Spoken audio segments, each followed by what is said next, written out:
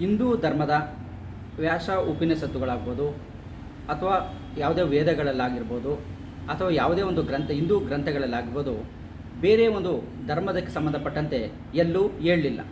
So ಇದು ಹಲವಾರು ಪ್ರಶ್ನೆಗಳನ್ನು ಹುಟ್ಟುಹಾಕತ್ತೆ, ಹಲವಾರು ಪ್ರಶ್ನೆಗಳನ್ನು ಕೇಳ್ತಾ ಇರ್ತಾರೆ.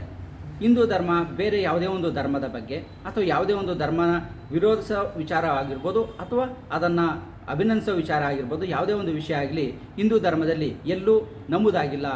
ಭಗವದ್ಗೀತೆ ಆಗಿರ್ಬೋದು, ಉಪನಿಷತ್ತುಗಳಾಗಿರ್ಬೋದು, ವೇದಗಳಾಗಿರ್ಬೋದು ಯಾವುದರಲ್ಲೂ ಕೂಡ ಇಲ್ಲ ಅನ್ನೋದು ಕೇಳ್ತಾ ಇರ್ತಾರೆ. ಸೊ ನಿಜ, ಹಿಂದೂ ಧರ್ಮದ ಯಾವುದೇ ಒಂದು ಉಪನಿಷತ್ತುಗಳಾಗಿರ್ಬೋದು, ವೇದಗಳಲ್ಲಾಗಿರ್ಬೋದು ಅಥವಾ ಭಗವದ್ಗೀತೆಯಲ್ಲಾಗಿರ್ಬೋದು ಯಾವುದೇ ಒಂದು ಧರ್ಮದ ಬಗ್ಗೆ ಎಲ್ಲೂ ಉಲ್ಲೇಖ ಇಲ್ಲ. ಯಾಕೆಂದರೆ ಕಾರಣ ಇಷ್ಟೇ, ಹಿಂದೂ ಧರ್ಮ ಇದ್ದಂಥ ಸಂದರ್ಭದಲ್ಲಿ ಅಂದರೆ ವೇದ ಉಪನಿಷತ್ತುಗಳು ಭಗವದ್ಗೀತೆ ರಚನೆ ಆಗುವ ಸಮಯ, ಆ ಕಾಲಘಟ್ಟದಲ್ಲಿ ಪ್ರಪಂಚದಲ್ಲಿ ಹಿಂದೂ ಧರ್ಮ ಒಂದನ್ನು ಹೊರತುಪಡಿಸಿ ಬೇರೆ ಯಾವುದೇ ಒಂದು ಧರ್ಮ ಇರಲಿಲ್ಲ. ಯಾವುದೇ ಒಂದು ಧರ್ಮನೂ ಕೂಡ ಹಿಂದೂ ಧರ್ಮವನ್ನು ಹೊರತುಪಡಿಸಿ ಬೇರೆ ಯಾವುದೇ ಒಂದು ಧರ್ಮನೂ ಕೂಡ ಇರಲಿಲ್ಲ. ಅಷ್ಟು ಪುರಾತನವಾದಂಥದ್ದೇ ಹಿಂದೂ ಧರ್ಮ.